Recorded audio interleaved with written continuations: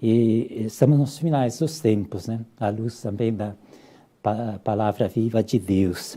Na primeira leitura, o profeta Isaías dizia: buscai o Senhor enquanto pode ser achado. Enquanto pode ser achado. Invocai-o enquanto ele está perto. Significa que um dia não vai ser achado e não vai estar perto, né? E esse dia está chegando. Eu estava pensando justamente nisso. Eu acho que foi um sonho que tive nessa semana, um tipo de uma visão, me ajudou a compreender também esse evangelho. Estamos mesmo no final dos tempos, né? Na visão, eu estava assim num determinado lugar e começou a se formar umas nuvens de cinza para escuro, e todo esse movimento como se fosse um temporal, né? Um turbilhão, foi aumentando, aumentando, mas havia uma abertura, como o fundo de um túnel, né? Mas aos poucos essa abertura foi se fechando, né? E aí até fiquei preocupado, no sonho, como sair, como escapar. Aí foi o momento que olhei o lado direito e vi uma outra abertura, agora azul. É interessante que quase não sonho colorido, mas pareceu um azul naquela abertura, bem bonito, azul turquesa. E logo pensei na Santíssima Virgem Maria. Então a salvação para nós está aí, é Nossa Senhora. Mas também me fez pensar quantos, né, que estão nesse turbilhão, que está se fechando, e quando se fecha, aí não tem mais como escapar. E então penso também na Igreja Católica, Apostólica Romana, nesse tempo, né? O Francisco, lá no Vaticano, agora vai publicar a sua terceira carta encíclica, mês de outubro, no dia do encontro sobre a educação, junto com a Unesco, né? Aquele encontro que devia ter acontecido em maio, mas por causa da pandemia foi transferido para outubro. E o título da encíclica é Somos Todos Irmãos, né? Eu não li, ainda não foi publicada, mas o título, assim, a imprensa já divulgou. Somos todos irmãos. Mas eu posso imaginar, somos todos irmãos. Católicos, protestantes, judeus, muçulmanos, hinduístas, budistas, enfim, todos. Somos todos irmãos. Essa é a nova igreja, né, que está acontecendo. Mas isso é obra do maligno. E infelizmente, muitos também padres e bispos estão ali com Francisco, né? O arcebispo Viganò, não sei se ouviram falar, ele já se pronunciou abertamente contra o Francisco e escreveu uma carta aberta. E ele diz claramente na carta: hoje há duas igrejas católicas, a Igreja do Concílio Vaticano II e a Igreja Conservadora, né? E muitos são realmente conservadores, mas, digamos, muito mais os que estão nessa Igreja do Concílio Vaticano II, que não se dão conta, esse é o grande mal, não se dão conta que as portas estão se fechando, né? Então, é uma pena, porque pessoas batizadas, que fizeram comunhão, e estão nesta igreja onde Jesus não está mais no centro, onde não precisa se vestir bem, onde se canta, se pula, se faz muito barulho, onde as mulheres distribuem a Eucaristia, onde não há mais silêncio, não há mais oração. E eu acredito mesmo nas mensagens de Jesus, quando ele fala que quando isso acontece, não há respeito, ele se retira. Então, é um pão, é uma partícula igual às nossas, mas a grande diferença, se Jesus não está, é um pão só. Então as pessoas não mais recebem aquela luz, aquela força que tem a Santa Hóstia, que é a presença do próprio Jesus, né?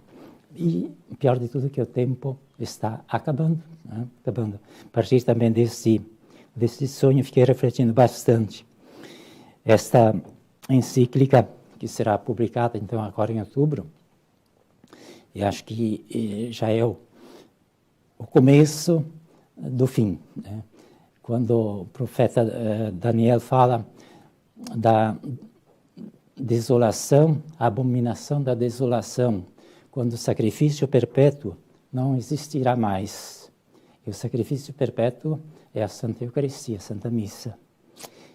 E aí, então, tudo começará. Ou seja, o inimigo, que até agora seduziu com coisas suaves, né?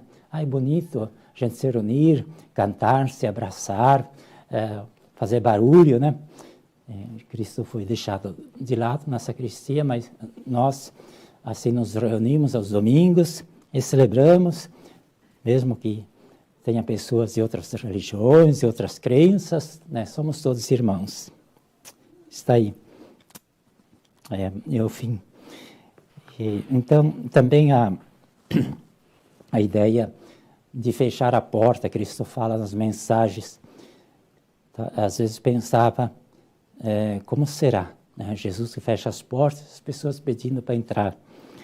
Mas nesta visão que tive, eu compreendi que não é Deus que fecha a porta, mas é o inimigo que está fechando para as pessoas não saírem mais, né? Ele conseguiu seduzir ao longo desses últimos anos, né, pouco a pouco, os membros da igreja, a retirar não só o Cristo, mas também a Santíssima Virgem, as imagens, né, e tornar a igreja católica do Vaticano II uma igreja como as demais, como os protestantes, mas que não tem mais a presença de Deus, né? Deus foi deixado de lado. Este, então, é o fim, porque o diabo, quando ele consegue ter tudo nas mãos, aí ele se torna o senhor dessa gente. E aí não tem mais como escapar, né? É por isso que Jesus e Nossa Senhora também, às vezes, choram nas aparições, assim, manifestam grande dor ao ver tantas pessoas que podiam entrar no céu, que estavam na igreja e não sendo levadas pelo inimigo, né? E me lembro também de uma mensagem, quando o profeta escrevia, tinha uma página que estava rasgada, um canto, mas ele não percebeu, só no fim percebeu. Então aquele canto era outra página. E Jesus depois ele falou, olha, estes são os filhos da luz, os outros estão perdidos, né? 3/4 partes, mais ou menos, né? Digamos, de 4 partes, uma só que se entra no reino dos céus. Causa grande dor para Deus, né? Por isso que nós, que estamos ainda aqui na Terra, somos convidados, assim, a oferecer todos os dias também a nossa colaboração, a nossa participação, para que, ainda quem pode, né, se volte, ao menos se volte para Maria, reze o terço. Eu acredito que quem reza o rosário em casa, em família, mesmo participando dessas missas, assim, onde Jesus não está mais presente, mas são devotos de Nossa Senhora e se salva. Muitos se salvam por meio de Maria, sim. A reza do terço do rosário, muito importante. É chegada a última hora, então. Essa interpretação desse evangelho fala das várias horas do dia e estamos chegando às 6 da tarde. 6 da tarde, quando se conclui a jornada, o final dos tempos. Só lembrando, São Paulo, a segunda leitura, diz... Sinto-me atraído para os dois lados. Tenho o desejo de partir para estar com Cristo. E quem não tem, né? O profeta também, em 1972, teve aquela visão, queria entrar logo lá. Mas por vós é mais necessário que eu continue minha vida neste mundo. Só uma coisa importa, viver à altura do Evangelho de Cristo.